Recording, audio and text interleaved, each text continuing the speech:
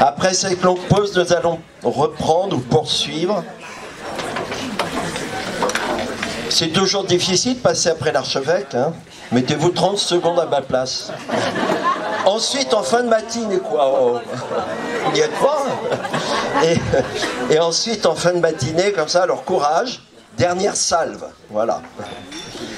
Mais moi, je suis très heureux de cette matinée. D'abord, encore une fois, merci beaucoup à chacun et chacune d'être là. Prenons conscience que quand on regarde un petit peu le profil ou notre place dans le diocèse, nous sommes tous à différents niveaux, dans différents secteurs, en responsabilité de transmission de la foi. Et à partir de ce moment-là, nous sommes tous concernés au premier chef par les questions que nous portons depuis ce matin. Que chacun qui est là puisse, au fur et à mesure que nous avançons dans notre matinée, se dire ben tiens, ce que j'entends, ce que je reçois, quel impact ça va avoir dans mon action dès demain matin, dès lundi, dès mardi, au jour le jour. Quel que soit le lieu, que ce soit en catéchèse, en catéchuménat, en préparation sacrement, hein, beaucoup sont là aussi, dans la pastorale santé et dans tant d'autres domaines, en liturgie, dans tant d'autres domaines, dans tous les domaines, les questions de la transmission de la foi sont évidemment au cœur. Notre évêque disait tout à l'heure, en citant Evangelii Nunciandi, s'il n'y a pas d'annonce, l'Église n'a pas de raison d'être. L'Église existe pour annoncer, pour évangéliser. Sinon, elle n'existe pas. Elle n'a pas de raison d'être. Et donc, nous sommes en charge de cela. Alors, est en train de vous être distribué un petit papier, ou 3 feuilles tout au moins, 1 pour 2. Nous mettrons ces informations, ces documents sur le site du diocèse. Notre responsable de communication le fera avec grand plaisir, j'imagine. Merci beaucoup. Donc vous pourrez récupérer aussi ces documents, ces feuilles. J'ai intitulé mon intervention le kérygme. Quelle nouvelle orientation missionnaire. Vous avez le plan qui vous est mis ici, celui que vous avez sous les yeux, c'est le même qui va vous être projeté ici pour ceux qui n'ont pas la feuille directement sous les yeux. Et puis quelques éléments complémentaires que je vais donner. De fait, donc une introduction, puis après j'aborderai la question de la conversion missionnaire de la catéchèse, mot que nous avons entendu déjà ce matin, conversion missionnaire, la catéchèse étant conversion missionnaire aussi. Deuxième temps, kérygme et évangile. On va faire un petit exercice de précision de vocabulaire. Qu'est-ce que cela veut dire ? Qu'est-ce qu'on entend par évangile? Ben oui, c'est pas seulement que bonne nouvelle. Qu'est-ce qu'on entend par kérygme? Et que nous ne restions pas dans l'idée que c'est un jargon qui est loin de nous, au contraire. Précision de vocabulaire, non pas pour faire savant, mais pour mieux articuler, en fait, notre réflexion. Et troisième temps, les principales caractéristiques du kérygme, parce que nous avons beaucoup d'éléments à découvrir qui sont tout à fait opératoires pour nous aujourd'hui et au jour le jour. Alors, quelle orientation missionnaire? C'est une question d'actualité, mon introduction. Je pense que l'intervention de notre évêque tout à l'heure me dispense de développer ce point. Il est clair que nous sommes appelés, depuis longtemps déjà en Église, et dans la société, à vivre une conversion missionnaire, chacun de nous est en communauté au pluriel constituée. Quelle que soit la communauté, nous avons à être en conversion missionnaire et de fait, comment s'y prendre? Est-ce qu'il s'agit d'aller tout de suite reprendre des flambeaux qu'on aurait perdus et d'aller un petit peu triomphant sur les places publiques, peut-être? Est-ce qu'il n'y a pas un travail plus intérieur? Notre évêque terminait sur ce point tout à l'heure. La conversion spirituelle intérieure est peut-être là la première attitude à avoir, ce chemin de conversion, à l'identifier et à le vivre. C'est une question d'actualité, il y a urgence. Notre monde va mal et notre monde a besoin, de fait, d'un message qui soit nouveau et qui soit bon. Autrement dit, d'une bonne nouvelle. Et donc c'est en ce sens que nous ne pouvons pas passer à côté de cette mission qui nous est confiée, de nous redire comment est-ce que je peux réfléchir et transformer ma manière de vivre ma foi pour mieux en témoigner. Ensuite, deuxième tiré de cette introduction, kérygme, c'est un mot barbare, commençons, enfin barbare, un mot grec, voilà, plutôt, plus précisément. C'est la translittération mot à mot d'un mot grec, kérigme, kerugme.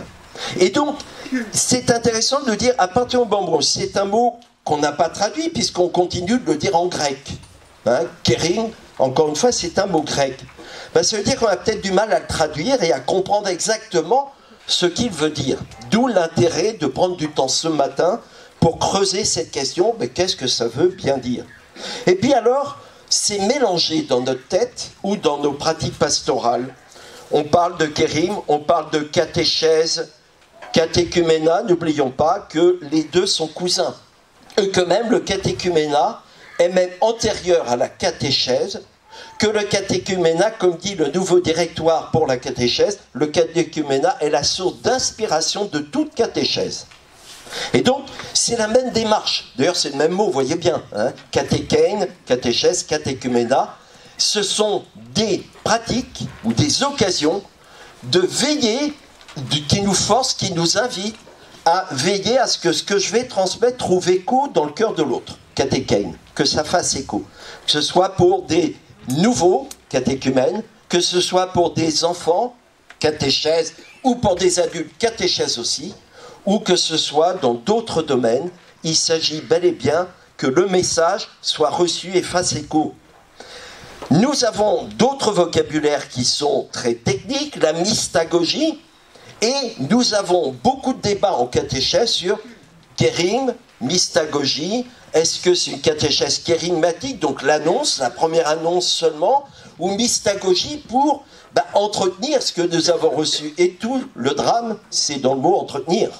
C'est que de fait, est-ce qu'on entretient ce qu'on a reçu et on va progresser, ou est-ce qu'on va à chaque étape de notre vie de foi se laisser réinterpeller par le message de foi, le message du Christ, d'une manière nouvelle? Donc attention à ne pas trop séparer les deux, les distinguer oui, les séparer sûrement pas. Là, la catéchèse kérigmatique est nécessaire et préalable systématiquement à toute étape mystagogique. Ensuite, initiation. C'est aussi un mot qu'on utilise souvent. Kérim, ça veut dire quelque part initiation, mystagogie encore plus. Je rappelle que nous ne sommes jamais définitivement initiés. Ce n'est pas pour rien, et ça c'est le grand risque quand nous prenons le mot des 3 sacrements de l'initiation chrétienne, comme si on avait une carte avec 3 cases à cocher. Une fois qu'on est confirmé, ça y est, on est initié. Attendez, pardonnez-moi, c'est pas comme ça que ça fonctionne. L'initiation consiste à se laisser initier tout au long de notre vie. Tout au long de notre vie. Je n'ai jamais fini d'être initié parce que le message du Christ a toujours du neuf à me dire. Bonne nouvelle. Sinon, c'est pas nouveau. C'est ancien. C'est rassurant. Merci. Et c'est vrai. Parce que c'est vrai que ça veut dire que nous avons à nous laisser façonner à nouveau par le message du Christ. L'initiation. N'oublions pas que la liturgie est parlante. Ce n'est pas ceux qui sont dans les services de liturgie qui vont dire le contraire, j'espère. Que de fait, nous vivons tous les ans le temps du carême. C'est pas pour rien. Le carême, c'est pas seulement réservé à la préparation au baptême des catéchumènes seulement. Nous sommes invités à nous laisser réinitier pendant tout le temps de carême au mystère pascal pour vivre d'une manière à chaque fois renouvelée à la veillée pascale notre baptême, le revivre d'une manière nouvelle. Et donc, c'est un signe que nous donne la liturgie, que l'initiation est permanente. Nous ne sommes jamais définitivement initiés. Il y a d'autres courants de pensée en dehors, pour qui il y a des étapes d'initiation. Une fois qu'on est arrivé à l'étape supérieure, on est initié. Eh bien, ça ne marche pas comme ça dans l'Église. C'est exactement le contraire. Nous nous laissons façonner par le Christ qui nous initie à sa présence, à son amour, à son message, et c'est tout au long de la vie. Même dans les derniers moments. C'est peut-être ça, accompagner vers la mort pour mourir de la dignité. C'est accepter que le Seigneur continue de m'initier alors que je suis déjà sur mon lit condamné. Mais je ne reviens pas sur ce que mon Seigneur disait tout à l'heure. Comment s'y retrouver? Parce que nous avons des mélanges. Quand on dit le premier tiré, kérim, annonce, évangélisation, mission, comment ça s'articule? Est-ce que le kérim, c'est seulement, tiens, je fais une annonce, Ça, c'était le grand danger il y a quelques années en catéchèse. La première annonce. Ah oui, on fait une première annonce. Une fois qu'on l'a faite, c'est fini. Eh ben justement, le Kérigme vient de nous dire ce n'est jamais fini. Nous avons besoin d'annoncer, de réannoncer. Si c'est première annonce, ça veut dire qu'il y en a plein derrière. C'est comme la première communion. Il y en a plein derrière. On n'a jamais fini l'annonce. La transmission, c'est une posture et une action permanente qui nous est confiée. Et donc, évangélisation, nous allons voir que le Kérigme est partie prenante et même l'essence ou le contenu de l'évangélisation. Les deux mots étant proches, je vais y revenir. Et c'est ça notre mission sans doute. Voilà. Eh bien, si nous vivons ce Kérigme, si nous en vivons et si nous le transmettons, ce qui nous est promis, c'est la joie. Et la joie de l'évangélisation, que nous puissions nous dire que annoncer, c'est pas seulement une technique, une pratique, que c'est une posture, une manière de vivre notre foi, c'est l'annonce, et l'évangile, de fait, devient source de joie, comme une boussole pour toute notre vie chrétienne. Alors, première étape, la conversion missionnaire de la catéchèse, et j'ai mis réorientation, je vais vous dire pourquoi tout à l'heure. C'est une conversion missionnaire, pourquoi? Parce que, Monseigneur disait tout à l'heure, la catéchèse est née avec Luther. Le catéchisme, quand il disait ça, Monseigneur, hein, j'espère être fidèle à ce que vous avez dit et ce que vous vouliez dire, c'est que de fait, c'est l'écriture, la formalisation dans un catéchisme, question-réponse, qui était l'œuvre de Luther. Pourquoi? Parce qu'il se rendait compte qu'il n'y avait plus de connaissances, plus de points d'appui dans la foi. Il fallait se réapproprier le cœur de la foi. Et donc il y avait une réflexion qui était très importante, un constat qui faisait qu'il fallait formaliser, formuler, mettre par écrit le contenu de la foi. Il y avait avant des catéchèses baptismales, hein, les pères de l'Église par exemple, hein, très nombreux, Saint Cyril de Jérusalem entre autres. Donc c'était déjà connu dans l'Église, mais il a fallu cette période de la réforme et de la contre-réforme pour prendre conscience que nous avons besoin de nous réapproprier, au fur et à mesure de l'histoire de l'Église, la dynamique catéchétique et se reposer la question sur ce qu'est la catéchèse. Nous sommes passés de fait, et nous passons actuellement, avec l'actualité telle qu'elle nous a été présentée, du catéchisme à la catéchèse.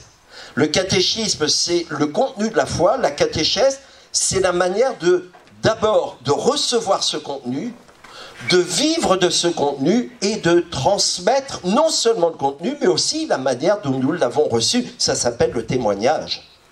Et donc, il s'agit bien de faire attention à notre vocabulaire. Le catéchisme, ce mot-là aujourd'hui, risque fort d'être présenté, Monseigneur Jordi l'a dit tout à l'heure, comme le catéchisme uniquement des enfants. C'est pour cela qu'il est sans doute préférable que nous transformions notre vocabulaire et que nous parlions bien de catéchèse, parce que la catéchèse concerne toutes les étapes de la vie. Toutes les étapes de la vie.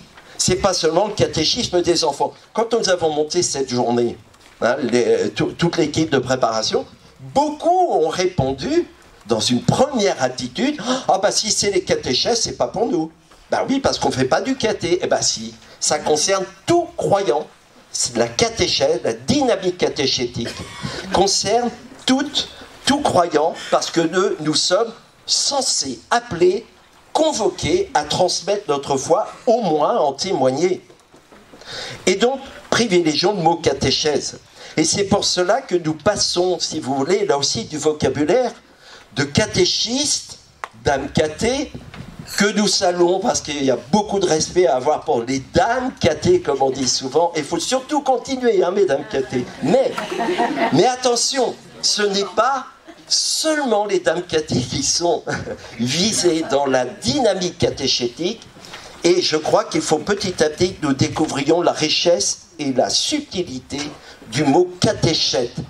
Là, nos amis africains peuvent nous aider à comprendre. Parce que, en Afrique, certains pourraient prendre la parole, en Afrique, quand on dit catéchète, c'est pas quelqu'un qui fait le catéchisme des enfants, c'est quelqu'un qui est au service de l'organisation de la vie d'une communauté, dans toutes ses dimensions. Et donc, passons dans notre réflexion de catéchiste, qui existe encore, mais qui est spécialisé comme mot à catéchète. Et la preuve en est, c'est qu'il est en train d'être mis en place un nouveau ministère. Le ministère, pour l'instant, la traduction, c'est catéchiste ou catéchète. Justement, les deux sont pour l'instant admis pour bien montrer que, comme il y a un ministère de lecteurs, un ministère d'acolytes, eh bien, va se mettre en place un ministère de catéchète, identifié dans une communauté comme porteur de ce souci et de cette mission de la transmission de la foi. Ça veut dire que ceux qui sont, par exemple, en prépa mariage, je parlais avec quelqu'un tout à l'heure qui me disait, je fais la préparation mariage avec mon épouse, ben ça c'est de la catéchèse aussi. C'est pas seulement de la préparation au sacrement, c'est dans le cadre d'une préparation au sacrement, une activité catéchétique qui consiste à accompagner l'autre sur son chemin de foi, lui qui se prépare à un sacrement. Vous voyez, il y a une réorientation, une conversion à vivre de ce qu'on appelle la catéchèse.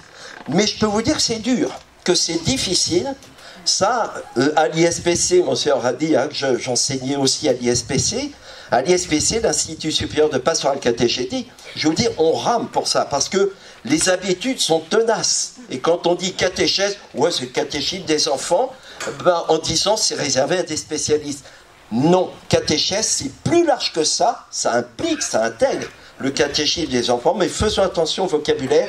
Et là, nous avons à vivre une conversion. Point 1.2, justement le directoire pour la catéchèse. Il est récent, décembre 2020. Et le directoire, il a... On peut peut-être tourner. Ah, pour vous... Ah non, pas encore. Le directoire pour la catéchèse, donc il a été publié en 2020. Il insiste beaucoup sur ce point. Il insiste beaucoup sur cette réorientation, cette conversion missionnaire. Quand on dit réorientation, c'est que c'est comme un appel. Alors c'est une brique, hein, Monsignor l'avait montré tout à l'heure. Le directoire pour la catéchèse, c'est un petit peu épais. Mais prenons le temps de le découvrir. Nous sommes tous concernés par ce document. Il mérite que nous le travaillions. À l'ISPC, justement, tous les ans, nous avons commencé par faire un séminaire de recherche de 6 jours, hein, en 2 sessions de 3 jours. On a commencé dès la sortie du directoire.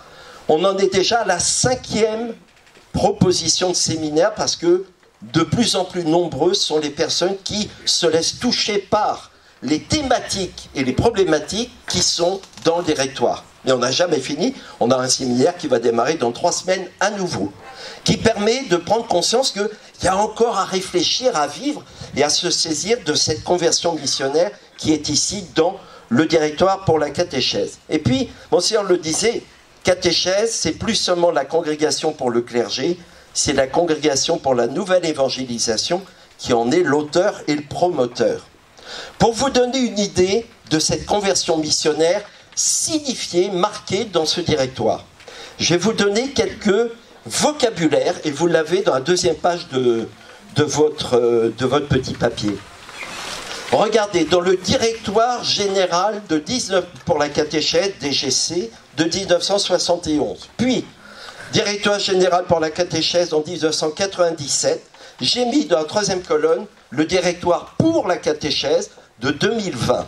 Regardez l'évolution des occurrences, des occasions d'utiliser tel ou tel mot. Le kérigme ne figurait pas dans le directoire de 1971.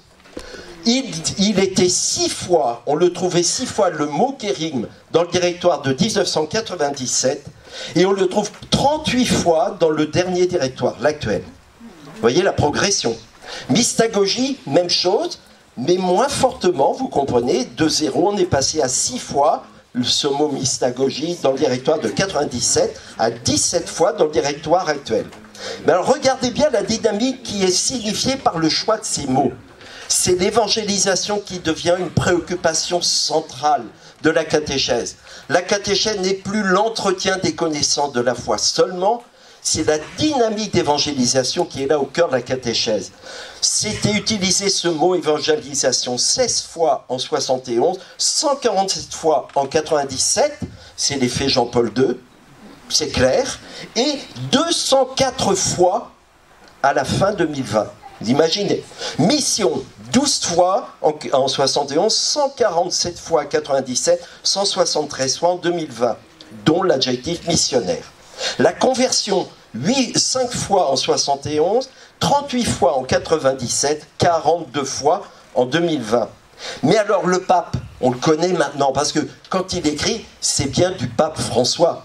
Et on commence à s'habituer à son vocabulaire. Il vient souvent sous sa plume et dans sa bouche le mot conversion. Conversion 5 fois en 71, 38 fois en 97, 42 fois en 2000 et dynamique. S'il y a une conversion, c'est qu'il y a une dynamique. On n'en parlait pas en 71. Ça a été utilisé 14 fois en 97, 51 fois dans le dernier directoire. Le pape aime beaucoup aussi dire que la catéchèse, la vie de foi, la catéchèse, la transmission de la foi nécessite de se trouver, de se sentir impliqué dans un processus. C'est pas une fois pour toutes, j'ai pas acquis un niveau, je suis dans un processus de vivre pour vivre ma foi et la transmettre. Le mot processus, qui a été utilisé 3 fois en 71, non pas pour la catéchèse mais dans d'autres phrases, apparaît en 97, 83 fois et 111 fois en 2020. Le pape insiste beaucoup sur la notion d'itinéraire. 19 fois, c'est le deuxième, voilà, itinéraire, 19 fois en 97, 36 fois en 2020. Expérience, la vie de foi nécessite de vivre une expérience avec le Christ. Tout à l'heure, nous parlions de rencontre de Jésus le Christ, une rencontre qui ouvre à une expérience commune avec lui. J'expérimente, c'est ça la foi chrétienne, j'expérimente cette proximité, cette intimité avec le Christ. C'est une véritable expérience à laquelle nous sommes appelés. Accompagner un catéchumène, c'est pas lui dire faut que tu découvres et t'apprennes la vie de Jésus seulement. C'est en apprenant la vie de Jésus, tu vas vivre une expérience. Le Christ va t'accompagner dans ta vie 156 fois dans le dernier directoire. Il en va d'un témoignage, 109 fois, alors nous étions à 33 en 71, et ce qui sous-tend tout cela, c'est la dynamique de l'amour, 71 fois en 2020. J'espère que ça vous parle, parce que je trouve que ces occurrences, l'utilisation de ces mots, je trouve que ça nous permet de comprendre ce que le pape veut dire quand il parle de conversion et de conversion missionnaire, à commencer par la conversion catéchétique. Ça va jusque-là? Deuxième point. Kérigme et évangile, précision de vocabulaire. Je commence par évangile, beaucoup ici m'ont déjà entendu parler de cela, mais je crois que c'est important de le redire. Nous avons une conception justement qui n'est pas de l'ordre d'un processus, ni d'un itinéraire quand on parle d'évangile. Là aussi, conversion nécessaire. Évangile, on est tous contents de donner la traduction, ça veut dire bonne nouvelle. Ben oui, c'est bien, mais ça ne suffit pas. Encore faut dire qu'elle soit bonne et qu'elle soit nouvelle. Ben ouais. Eh oui, parce que si on dit c'est l'évangile de Jésus, oui, je connais, il a vécu, il est né à Nazareth, à Bethléem, il est mort à Jérusalem, il est ressuscité, puis voilà, quoi, ça y est, je sais en gros quoi son histoire. Ça, c'est du surplace, ça, c'est que de la connaissance, mais ça ne me fait pas vivre. D'accord? Évangile, et puis il n'y a plus rien de nouveau. Nous, les vieux baptisés déjà, on risque trop d'être comme des vieux couples, à plus avoir à se dire grand-chose au bout de beaucoup d'années. Au total, cette rencontre avec le Seigneur n'est pas féconde. On se connaît tellement, on pense se connaître tellement qu'on n'a plus rien à se dire. Ah non, non, non. Non, non, on a quelque chose à vivre de sponsal, de toujours nouveau. Le Christ a du neuf à nous dire à chaque fois. Puis nous, on a aussi des choses à lui confier chaque jour nouvelles. Eh bien, évangile, en quoi est-ce que c'est nouveau? Le mot évangile, on comprend que d'abord, il y a une dynamique de combat. Une dynamique de combat dans l'évangile. Rappelons-nous de cela. C'est dans mes combats du quotidien que le Seigneur vient m'annoncer une bonne nouvelle. C'est pas l'évangile, Jésus, voilà, il t'aime, point terminé. Non, il faut aller plus loin. S'il t'aime, c'est qu'il te rejoint dans ce que tu vis. Profondément, pour le meilleur et pour le pire. Il te rejoint et vient te dire qu'il est présent dans ce que tu vis, pour le meilleur et pour le pire. Il est là avec toi et il t'aide à discerner les bons combats, mener les bons combats. On l'avait en première lecture hier, hein, si vous vous souvenez, puisque c'était les textes de la Saint-Jérôme, la deuxième lecture. Mène le bon combat, j'ai mené le bon combat, disait saint Paul à Timothée. Il s'agit d'identifier les combats à mener. Quelquefois, je me bats pour des choses qui n'en valent pas la peine, voire qui sont néfastes. Il faut que je discerne là où le Seigneur m'appelle et me demande de mettre un petit peu mes forces, mes charismes. Et puis, j'ai peut-être à lutter contre mes vieux démons. Et le Seigneur vient me dire, attends, je sais ce que tu portes, je sais les croix que tu portes. Il n'a jamais dit, il faut s'ajouter des croix. Il dit, je viens vous aider à porter vos croix. Et donc, à partir de ce moment-là, si j'identifie mes croix à porter, je découvre en même temps que le Seigneur, en même temps qu'il m'aide à les identifier, ces croix, il m'aide alors à les rendre plus portables parce que sa présence me soulage. Et à partir de ce moment-là, c'est ça la bonne nouvelle. C'est que dans le cœur de ce que j'ai apporté de lourd dans ma vie, au jour le jour, et j'ai des croix nouvelles qui m'arrivent de temps en temps, peut-être pas tous les jours, mais quand même de temps en temps, à chaque fois le Seigneur est là. Et il me donne la bonne nouvelle qu'il est au courant. Il connaît ce que je vis et il ne me laisse pas seul apporter ce que j'ai apporté. Et la perspective, c'est que cette croix ne prendra pas le dessus. Prends ton grabat et rentre chez toi, marche. Tu le prends avec toi, ça ne va pas disparaître comme ça, mais tu le prends avec toi, je te donne la force de porter ta croix. Et alors c'est ça la bonne nouvelle, c'est qu'à chaque croix nouvelle, le Seigneur est là et me redit son message. Encore faut-il que je le réentende. Et je vais le recevoir d'une manière nouvelle selon la croix que je porte au jour le jour. C'est ça l'évangile. C'est un vocabulaire de combat. Le premier à utiliser par écrit ce mot-là, c'est saint Paul. Vous savez que saint Paul écrit avant les évangélistes, mais par écrit avant les évangélistes.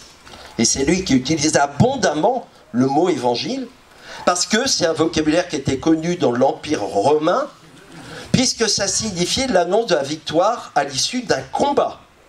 Et on venait de fait, une fois qu'on avait mené un combat et que ça s'était soldé par une victoire, on demandait à deux porteurs de la bonne nouvelle, de l'annonce de la victoire, d'aller porter cette nouvelle aux généraux d'armée par ricochet, que ça aille jusqu'au chef des armées, le Macron de l'époque, le chef des armées, celui qui avait donné tous les moyens de la victoire. Le chef des armées de l'époque, qui était l'empereur, qui se prenait pour Dieu. L'empereur divin, le divin César. Et quand Paul entend ça, il dit, en effet, la bonne nouvelle, ça a quelque chose à voir avec une victoire à l'issue d'un combat. C'est comme ça qu'il a utilisé ce mot, qu'il a compris comment Jésus utilisait ce mot évangile. C'est-à-dire que le Seigneur vient rejoindre nos combats et nous assure de la victoire, c'est-à-dire de l'issue du combat. Ça s'appelle l'espérance. Et ça s'appelle la manière de garder l'espérance au cœur des combats que nous avons amenés. Vous voyez que ça c'est opératoire, parce qu'un catéchumène, si on lui explique que ce qu'il est en train de traverser dans sa vie, le Seigneur en est conscient, il est déjà là présent. Tu n'es pas tout seul et le Seigneur est avec toi. Il te montre déjà un chemin de sortie. Ça s'appelle, dans notre jargon, le salut. L'évangile, c'est l'annonce du salut, mais le salut pas comme une perspective lointaine comme ça après la mort. C'est concrètement, la vie est plus forte que ce que tu es en train de subir et donc c'est un surcroît de vie qui t'est donné. Encore faut-il découvrir que j'ai besoin d'être sauvé, donc que j'identifie mes combats et j'identifie celui qui vient m'aider à les mener et à en sortir. Et donc, je ne peux pas considérer l'évangile comme étant un simple slogan. Ah, ça y est, j'ai évangélisé, j'ai dit le mot évangile, et puis Jésus t'aime. Oui, la bonne affaire. Moi, quand je suis en train de porter tel ou tel protocole médical, je ne sais même pas l'issue, tu parles d'une bonne nouvelle, toi. Ah ben si, justement, il faut aller plus loin. L'évangélisation, l'annonce de l'évangile nécessite plus. Nécessite qu'on aille au bout de cette annonce et de ce que signifie le mot évangile, jusqu'au bout. Et la clé, c'est quoi? C'est la mort et résurrection du Christ. Jésus est passé par la mort, il est passé par la croix. Sur la croix, il a pris toutes nos croix, tous nos combats, toutes nos épreuves, et il a vaincu. Le dernier ennemi qu'il a vaincu, dit saint Paul 1 Corinthiens, chapitre 15, verset 45, le dernier ennemi qu'il a vaincu, c'est la mort. Et donc, toutes nos expériences mortifères sont récapitulées dans la croix du Christ. C'est ça la bonne nouvelle. C'est que ce n'est pas la fin. N'oublions pas qu'on fête la croix, la mort du Christ, mais aussi la croix glorieuse. C'est le passage, autrement dit, c'est le mystère pascal. Le processus pascal qui consiste à passer par les épreuves et à voir que ces épreuves n'ont jamais le dernier mot. La vie est plus forte que la mort. Voilà. Donc, il s'agit de découvrir en quoi la bonne nouvelle... Merci beaucoup, vous êtes bon. Merci beaucoup.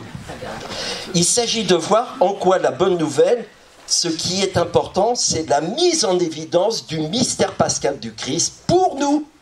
C'est pas seulement il est mort et ressuscité, ouais, bah très bien, ça c'est l'histoire passée. Non. Il est mort et ressuscité, ça impacte ta vie, là, maintenant, au jour le jour.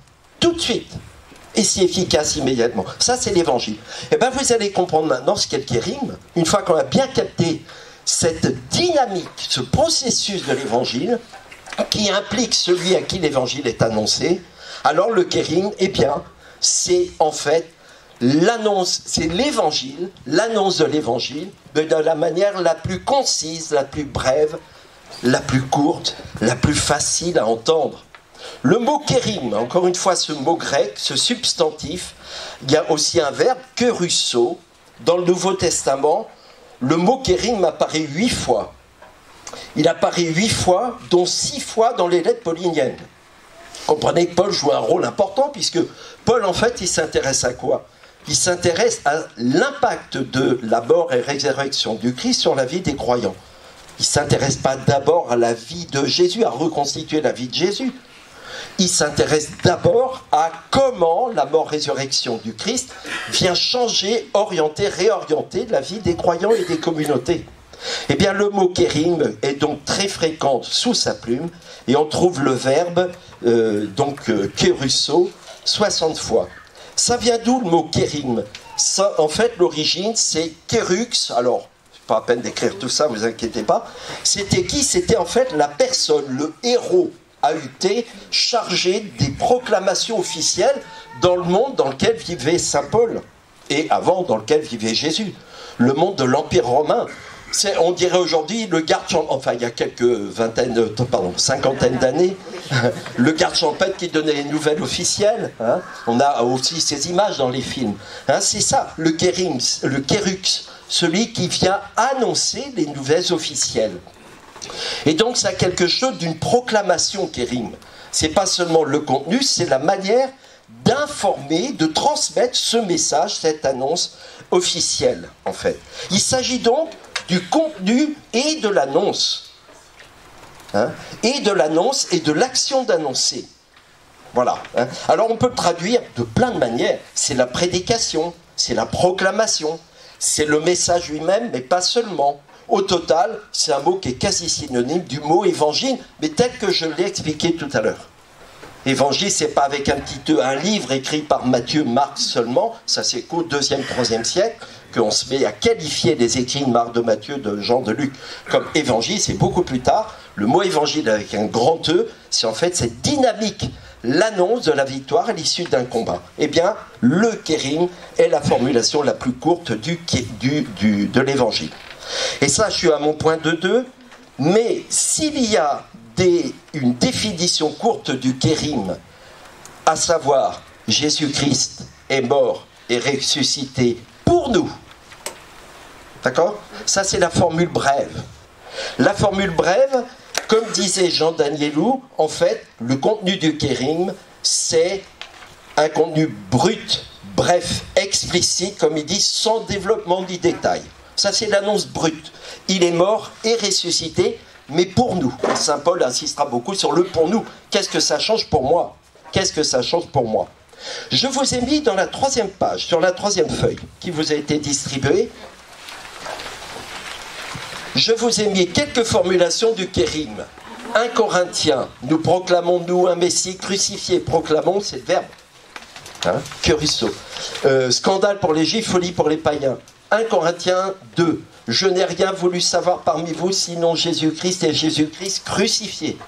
C'est ça le contenu de notre foi, le résumé de notre foi, le cœur l'alpha et l'oméga, non seulement de l'histoire, mais notre foi, de toute notre foi. 1 Corinthiens 15, si Christ n'est pas ressuscité, notre kérigme, prédication, est vide, et vide aussi est votre foi. C'est-à-dire que c'est le contenu le plus bref, le plus court.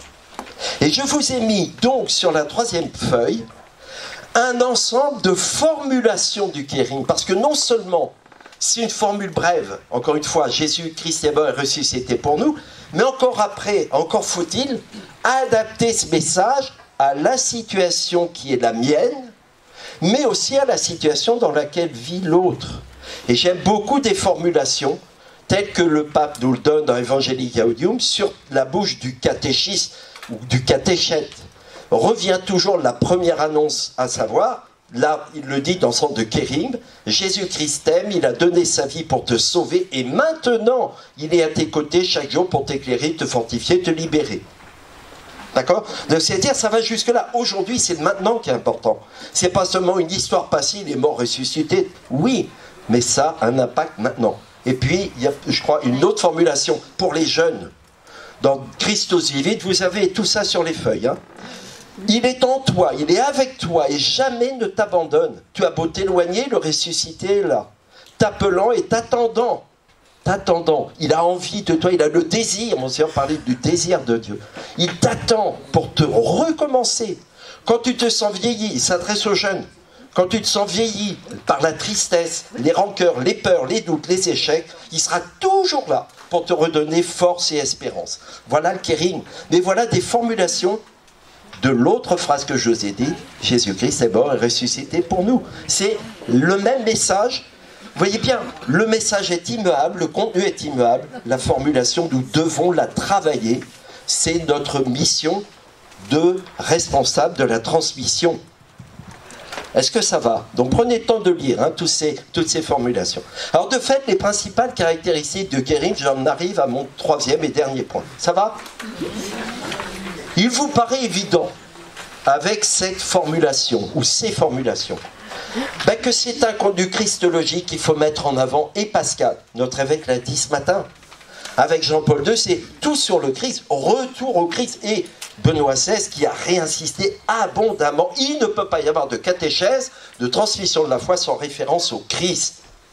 Certains catéchistes, un jour, j'en faisais souvent la remarque hein, dans les paroisses où je suis passé, je le cite souvent, une sortie de séance cathé, on avait une séance cathé sur Abraham, une séance cathé sur David. Oh, ça s'est bien passé, hein, ils étaient... Je dis, oui d'accord, et vous avez parlé de Jésus-Christ? Ben non, c'était sur Abraham. Ben non, on n'a pas parlé de Jésus, c'était sur David. Je dis, ben vous avez raté, pardonnez-moi, je suis un peu rabat-joie, mais je dis, c'est dommage, parce que si l'Ancien Testament est là, c'est pour préparer la venue, la révélation de Jésus-Christ. Abraham, qu'est-ce qu'il me dit de Jésus-Christ? Et qu'est-ce que Jésus-Christ vient récapituler des promesses faites à Abraham? Même chose pour David. Si on dit qu'il est Messie, je ne peux pas comprendre que Jésus soit Christ ou Messie si je n'ai pas en tête ce qui s'est passé avec David. Mais justement, il vient accomplir ça. J'ai besoin des deux. Tout sur le Christ. Donc la catéchèse, le témoignage de la foi, c'est le Christ. Mais le Christ en tant qu'il nous révèle le mystère, Pascal. Mystère, on n'a jamais fini de découvrir. On n'a jamais fini de découvrir l'importance de l'événement pascal pour nous. C'est un message qui est performatif. Pour ceux que ce mot gênerait, j'ai mis une parole agissante. C'est-à-dire que quand j'annonce, ce n'est pas un slogan seulement extérieur. C'est que j'annonce et ça agit tout de suite dans le cœur de l'autre. Même si je ne le vois pas. C'est quelquefois frustrant. On a beau le dire, il ne bouge pas. Ouais, mais tu me l'as dit, c'est déjà pas mal. Tu as pris le temps de formuler le kérigme pour que ça rejoigne l'autre. Ben, fais confiance, le Seigneur poursuivra. L'Esprit Saint travaillera au fond de lui. Tu as semé, un autre arrosera et le Seigneur fait grandir de toute façon. Saint Paul. Et donc, de toute façon, ça porte du fruit. Jean-Baptiste, c'est ce qu'il faisait, il annonçait le royaume, puis après il est parti, il a laissé la main, si je peux dire, c'est Jésus qui prend la suite. Hein. Le discours de Pierre, dans les Actes des Apôtres, le discours de Pierre, il provoque tout de suite, par le kérigme, au début des Actes des Apôtres, foi et espérance, des conversions sans nombre. Eh bien, gardons en tête que cela, quand on annonce, ne reste jamais sans suite. Paul, c'est ce qu'il fait quand il dit, de fait, eh bien, j'annonce le Christ, et il voit bien l'effet dans les communautés. Annoncer le Christ, cela agit. Et au-delà de l'annonce, il s'agit d'une rencontre, mais pas seulement d'une rencontre et de plusieurs rencontres, c'est-à-dire d'un compagnonnage qui se met en route, chemin faisant, synodant avec le Christ. C'est-à-dire que je fais chemin avec lui parce que j'ai mis en intimité, en relation, le catéchumène ou le catéchisé ou l'adulte qui se prépare au mariage ou autre. Et bien de fait, je l'ai mis en contact avec le Seigneur, la rencontre s'est faite, maintenant il va cheminer, il y a un compagnonnage, ce n'est pas fini. Et au total, ce que je voudrais vous dire, c'est qu'il n'y a pas de transmission de la foi qui ne soit efficace au sens où elle serait inféconde. Et je termine ce point 3, en disant qu'il y a une dimension cultuelle dans le Kérim, dans l'annonce de ce Jésus-Christ mort et ressuscité. Pour nous, il y a une dimension cultuelle. Vous voulez des phrases qui disent ça, qui confirment? Eh bien, Romains chapitre 1, verset 9. Là, celui-là, vous ne l'avez pas sur vos feuilles. Romains 1, chapitre 9. Vous serez obligé d'aller lire Romains, voilà. Alors, lettre aux Romains, chapitre 1, verset 9. À Dieu, je rends un culte en mon esprit en annonçant l'évangile de son Fils. À Dieu, je rends un culte en mon esprit en annonçant l'évangile de son Fils. C'est un culte. Annoncer le Christ, c'est cultuel. C'est pas seulement à la messe, c'est cultuel. Quand j'annonce l'évangile, il y a une dimension cultuelle. Prenons conscience de cela. On sépare trop, tout ce qui est la dimension liturgie, prière, et puis annonce, foi, et puis charité. Tout ça est lié. Et Paul est le premier à le montrer. Quand il dit, chapitre 15, verset 16, de la lettre aux Romains encore, être un liturge, il faut que nous soyons des liturges, des officiants de Jésus-Christ. Quand il dit liturge, c'est leiturgia. Des liturges de Jésus-Christ en étant consacrés au ministère de l'évangile de Dieu, pour que les autres deviennent offrandes à Dieu. Vous voyez, c'est un vocabulaire cultuel. Et moi, il me plaît de redire que quand on annonce l'évangile, quand je témoigne de ma foi, je fais du culte. C'est pas seulement, je transmets la foi parce que c'est bien de partager, ça c'est très gentil, mais pardonnez-moi, c'est beaucoup plus important et concret que cela. D'accord, dans la deuxième aux Corinthiens, il va parler de répandre la bonne odeur du Christ. En parlant du Christ, en témoignant du Christ, on répand sa bonne odeur. D'accord? Donc ça aussi, c'est un vocabulaire cultuel. Alors, conclusion et ouverture. Ça permet, de fait... il n'y a pas... Ah oui, conclusion, ouverture. Mais je n'ai pas vu une phrase que j'avais ajoutée, elle a dû passer vite. Alors, pardon, laissez. Conclusion ouverte. Le Kérim, c'est donc ce qui est confié en priorité aux disciples missionnaires que nous sommes.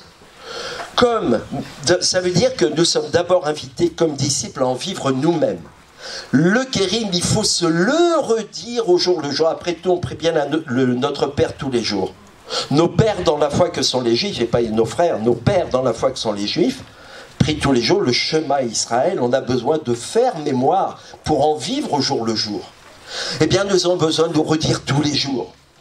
Tu es mort et ressuscité pour moi. Qu'est-ce que ça va changer pour moi aujourd'hui, tout au long de la journée? C'est pas pour rien qu'on va prier l'Angélus, mais priant l'Angélus, on associe de la crèche au crucifiement, comme on chante à Noël. D'accord, Donc n'oublions pas ça. Tous les jours, j'ai besoin de me le redire. Parce que chaque jour, ça va créer des fruits nouveaux selon ce que je vis. Je vais rencontrer telle personne, le Kérim que je me suis rappelé, dont j'ai déjà vécu depuis ce matin, va me permettre de formuler différemment mon témoignage de foi à cette personne pour que le Christ naisse dans le cœur de cette personne. Elle a besoin de réentendre cela. Comme Paul et Jésus, une fois qu'on en vit soi-même, alors il faut aller rencontrer le destinataire et prendre le temps d'écouter qu'est-ce qu'il vit. Qu'est-ce qu'il vit? Jésus va d'abord écouter la Samaritaine, discuter avec elle, savoir exactement quelle est son attente. Il ne va pas tout de suite demander si elle a eu Sainte Marie, il a d'abord commencé par échanger avec elle pour savoir ce qu'elle attend. Et elle cherche à prier, elle cherche à être en vérité, en esprit et en vérité. D'accord? Donc il commence par écouter cela.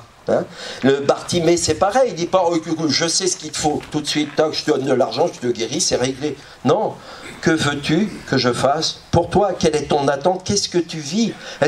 Où est ton besoin de salut? Ton chemin de salut? Ben, je vais t'annoncer justement le chemin de salut, qui est la vérité, la vie, lui qui est mort et ressuscité. Et écoutez, accueillir son attente de bonheur, son attente de salut. Pour mieux adapter cette formulation du Kérigme, autrement dit, faire entrer dans l'histoire de l'autre qui m'est confiée, l'histoire du salut que le Christ a initié et de fait mène à son accomplissement.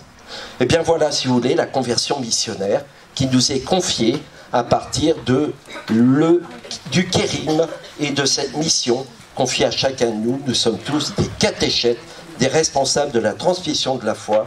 Nous sommes tous porteurs de ce Kérigme, à nous d'en vivre, à nous de le transmettre. Je vous en remercie.